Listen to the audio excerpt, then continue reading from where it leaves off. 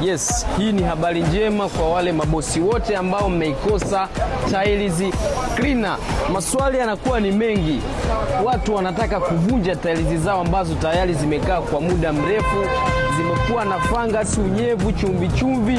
Wanasema nataka ning'oe niweke mpya. Bosi, sasa hivi using'oe tiles zako. Njoo uchukue hii hapa tiles cleaner, tiles zako zikarudi kama mpya.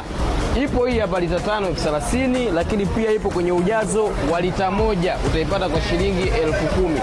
Mzigo kama umeona huu upo mchache. Jitahidi kuwahi uje uchukue tiles cleaner, ukang'arishe tiles zako, masinki yote yanakuwa kama mapya. Zipo hapa Kariakoo Gerezani. Watanzania tupo zaidi ya milioni 60 na chenchi. Mzigo kama unaona ni mchache, so make sure unawahi tiles quality uje ujichukulie tiles cleaner. Tupo Kariakoo Gerezani.